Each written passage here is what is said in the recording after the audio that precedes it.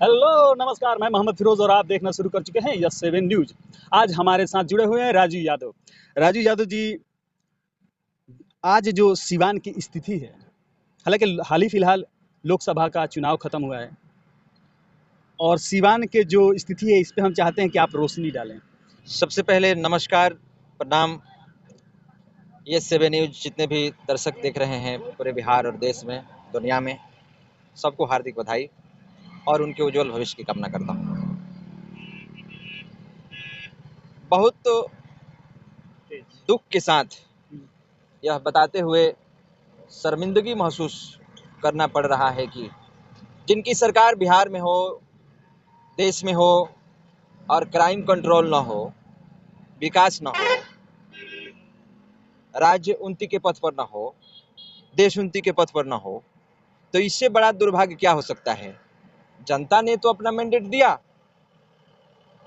लोगों ने अपने जाल में फंसा कर लिया, लेकिन ये सवाल आपने जो खड़ा किया है ये सिर्फ सिवान का ही नहीं है, पूरे बिहार और पूरे देश की बात है जहां पर क्राइम रुक नहीं रहा है। कोई ऐसा दिन नहीं है, आप अखबार के पन्ना को उठाकर देखिए, सोशल मीडिया को उठाकर देखिए, आप किसी सोशल मीडिया के प्लेटफॉर्म पर जब जाकर खोल कर देखते हैं तो आपको पता चलता है कि अपराध दिन और रात बढ़ रहा है। आखिर क्यों बढ़ रहा है? अच्छा, तो आखिर इसके पीछे क्या कारण है? यहाँ पर पुलिस प्रशासन है, सरकार है, काम कर रही है, तो लेकिन कारण क्या है? कारण क्या है? तो यही तो हम पूछ रहे हैं आपसे कि कारण क्या है, आप भी यही पूछ रहे हैं। चलिए, हम आपसे यह जानना चाहते थे कि आखिर ये कारण क्या है। अगर हिना साहब सिवान में अगर जीत कर आई होती, सपोज कीजिए, तो क्या लगता है कि इतना क्राइम ग्राफ होता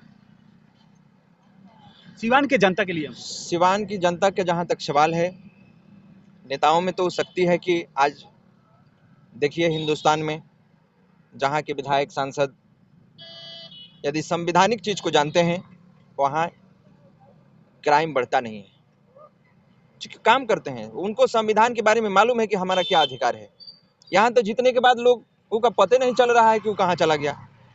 सबसे पहले बात है कि जिसकी पृष्ठभूमि राजनीति से बहुत पहले से लगाव रहा हो, जो एजुकेटेड फैमिली से बिलोंग करता हो, तो उसको तो जानकारी है। अच्छा, बताया जा रहा था कि AK-47 का यहाँ जो है राजनीतिक नहीं होगी, लेकिन क्या लगता है आपको कि दौर जिस तरह से लगातार एक महीना में हमको लगता है 10 से ज़्यादा, यानी जो ग्राफ बढ़ा है काफ़ी तेज़ी से बढ़ रहा है सिवान का क्राइम ग्राफ, तो आपको क्या लगता है कि फिर से AK-47 का दौर आ गया है क्या?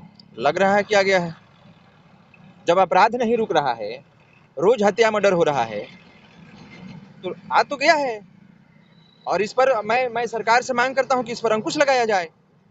हत्या मर्डर होता है तो साजिश होता ही है किसी का ना किसी का, लेकिन इतना बढ़ जाना, सवाल यह है कि किसी एक व्यक्ति के पीछे राजनीति करना इस तरह का तो गुनाह नहीं, महागुनाह है।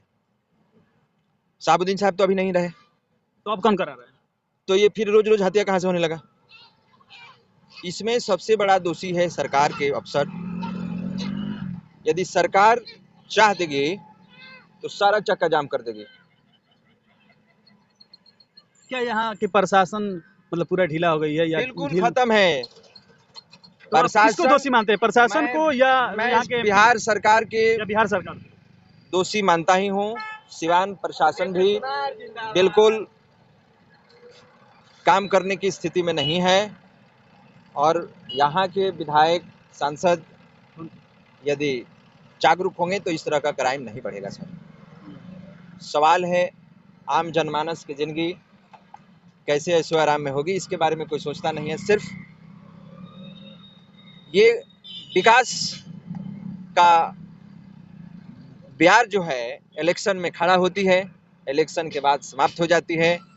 जनता जाए भाड़ में, किसी को कोई मतलब नहीं है, न सरकार को मतलब है, न नेता विधायक मंत्री को मतलब है। तो क्या ये जो ग्राफ बढ़ रहा है, आपसे एक सवाल रहेगा सर। सवाल इलेक्शन के समय में जनता क्यों नहीं करती है? अभी तो इलेक्शन नहीं है, तो लेकिन अगर जीत के आ गई हैं विजय लक्ष्मी जी, जीत के आ गई हैं सत्ता में, क्या इस पे वो अंकुश लगा सकती हैं, रोक लगा सकती हैं? बिल्कुल लगा सकती हो, तो जाके सदन में बोल देंगी चाहेंगी तो।